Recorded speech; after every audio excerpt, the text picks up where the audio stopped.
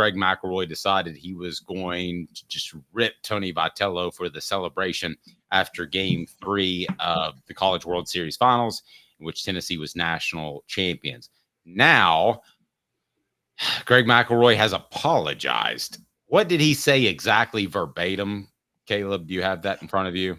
Yeah, and I'm going to set up the context first for people who weren't on our show yesterday. So Greg McElroy called Tony Vitello celebrating with the crowd after he won the national title in baseball. He called Tony Vitello's actions, quote, embarrassing and appalling, which was the most ridiculous thing I have ever heard anybody say about celebrating a national title. So now, can I say one thing? I'm going to change my stance a little. Because that WWE thing where you're hitting the sides of your hips and it's supposed to be, you know what it's supposed to be. I'm not crazy about that. Like, you know what this reminded me of all of a sudden? The Peerless Price throat slashing in the national championship game. You remember that? That got a lot of negative publicity after. I think there's some comparisons there in that it's not the end of the world. Come on. Yeah, and that meant something when it was out in the Attitude Era, the era of DX in 99, but now it just means like stick it to anybody. You know what I mean? You're just saying like stick it to the haters. So I don't know. I just thought that didn't seem like it was where Greg McElroy was going at. And honestly, his apology, his explanation, I'm not going to say it made it worse, but it made it weirder. So let's just play that real quick. Yeah, let's go with that right now.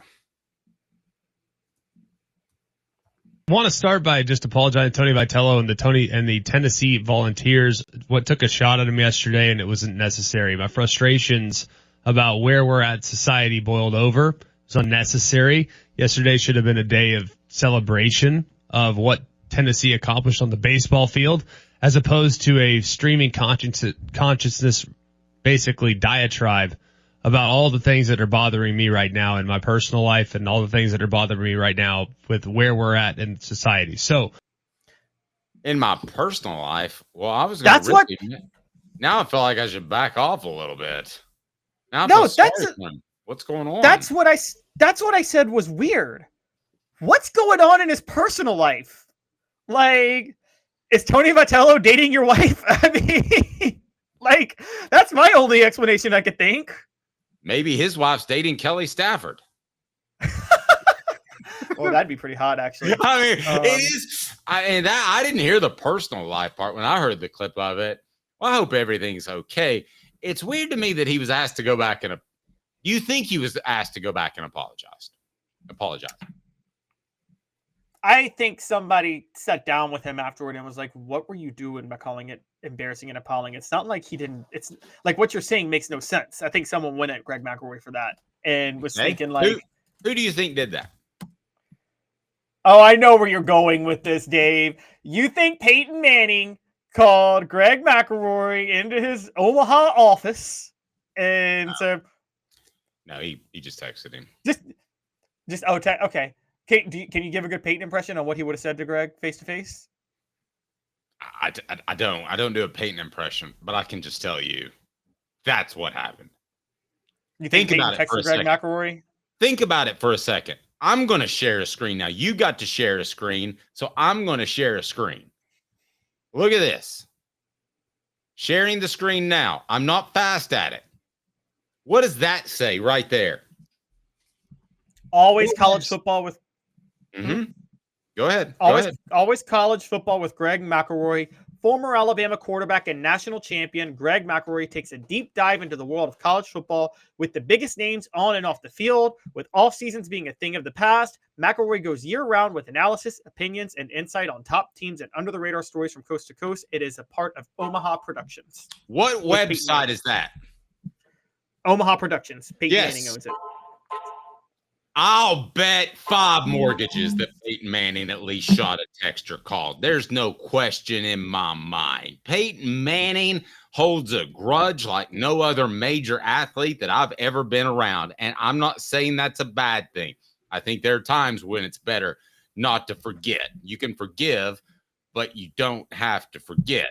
So Peyton Manning has gotten himself sued before because he holds grudges, because he has to bring up the names of trainers in his books when he's mad. Okay. So is this conspiracy, Caleb, Or do you think I'm on this? All it takes is a text. Say, I think that was a little strong.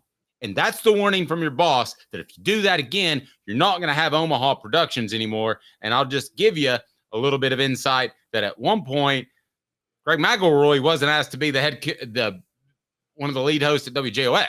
So, I mean, I think he got warned by somebody. I don't think it was WJOX. I prefer him just having the take as going back and apologizing. I don't think I've ever gone back and apologized except for when I playfully said Hendon Hooker shouldn't go to the NFL because it was the Lions. You knew I was joking in that column. I hope it read that way, but I wrote an apology column later for fun. No, if you're going to say something, stand by it. That to me is now the most troublesome part. I thoroughly agree with you. And I hope Peyton Manning didn't do that for that reason, because I'll just say this. Wait, Caleb, it's not an if. Yeah, I'm upset. I'm not reporting it, but I just would bet everything. I can't 100% tell you, but I know Peyton well enough. My point is this. Part of free speech and part of the media discourse that me and you are a part of, that Greg McElroy is a part of, is allowing anything to be said and ridiculing it, but not censoring it. Is that fair to say, Dave? Yes. And I don't think it's ever good to censor. If we become a gigantic international show on YouTube and we start hiring people to have their own shows within a subsidiary of us, you and I will both have the philosophy, right, that we will let them say what they want to say. And if they say something stupid, we may even criticize the stupidity of it, but we're not going to shut them down for it, right? Like, we'll say, hey, you say something stupid, I get to ridicule you for it. I'm going to say something stupid someday, and some other YouTube podcast is going to be like, Caleb Calhoun said this really dumb thing. That's already happened, I'm sure. Okay, so I think that it doesn't do anybody any good for Peyton Manning to call Greg McElroy and be like, or to text Greg McElroy, watch yourself. You work for me or anything like that. I'm not saying it's right, but why has Peyton Manning not done a lot of national shows? Because you can say one thing critical about Peyton Manning and he holds a grudge.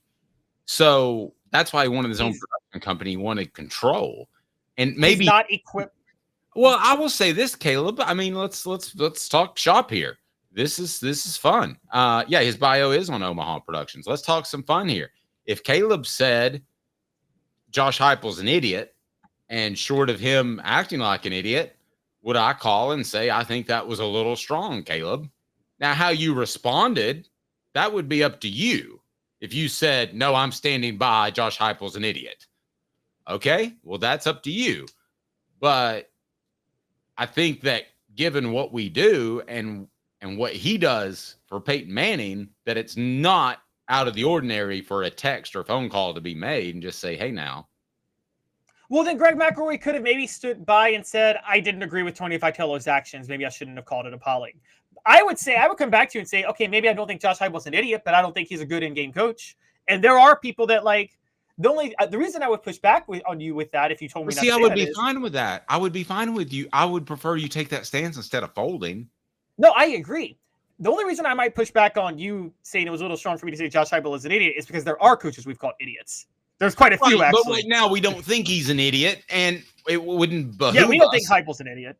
Yeah, I mean, if we were sitting here, and I know a lot of people don't believe this, but if we were sitting here during the Derek Dooley and Butch Jones eras, should they even be called eras, we would be making fun of them all the time. You would have a really good idea that Caleb and I didn't think they could coach. Maybe me a little bit earlier in their tenures based off things I heard than Caleb. But eventually you would see that both of us were not on board with those dudes. That's not the case with Josh Heupel. I can't imagine he would do anything that would make him look idiotic. Now, if he did a Texas A&M and went to Oklahoma one day, that would make people mad. But or Texas, even if what's that? Texas, you mean Texas A&M? You're talking about the Texas A&M baseball. Well, the Texas A&M coach left. Oh yeah. If he did that, people would be mad. But still, you'd have to give him his props for leaving the program in better shape than it was when he took over. Well, I couldn't find the bio either on Mac. We'll share that link here in a second. It's funny you say that because part of what would make it easier for us with Dooley and Jones, and guys, I don't take things like personal. I don't, but I'm like, if you're going to be smug to me as a reporter, and you're not producing, I will come down harder. As you know, Dave, you covered him. Derek Dooley was so smug with the media. Like, he acted like he was so much smarter than everybody in the room. And it's like, bro, you're 5-7. Like, you ain't like all that.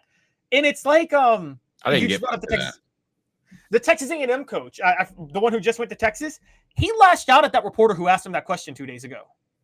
Literally lashed out at him. Like, how dare you ask me that question? By the way, I went back and watched that press conference. That Texas A&M coach said this quote.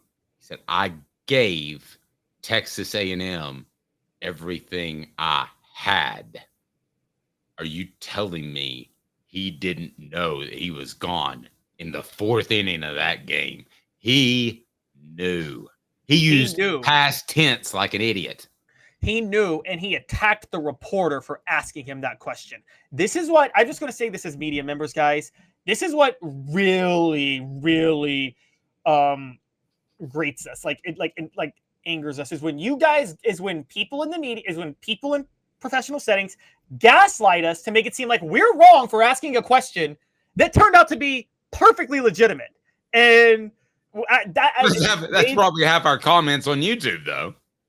Yes, I'll give you an example. Remember our own boy John Adams, who finally called for Philip Fulmer to be fired. And then they let the Knoxville News Sentinel have Fulmer take out this response column to John Adams. And everybody went at John Adams like, how dare you ask for Fulmer to be fired? Within like 2 months of that season, everybody wanted Fulmer fired. And so it was just like John Adams called for it. People got mad. And then 2 months later, like, oh, yeah, no, Fulmer should be fired. And it's I'm sorry, that's just one of my biggest pet peeves is when you lash out at us. When Nick Saban lashes out at a reporter, how many times do I have to say I'm not going to be the coach at Alabama? I don't know. How many times does he have to ask it when you're lying every time? So Greg McElroy and Don Self are two very different people. McElroy likes to speak in hyperbole. Don Self says customer service still matters, and it does. That's because he'll make sure your claim's taken care of. Everybody wants to save money right now, but go to donself.net. Don's based out of the Chattanooga area, but he is such a good guy. He will help you get hooked up with another State Farm agent if he can't take care of you. Donself.net, donself.net, or call 423-396-2126, 423-396-2126. Now, the other possibility, which I don't understand why they would do it, is I guess a PD, a program director, sorry, talking jargon, for the radio station could say that, but that's in Birmingham. I don't know why they would.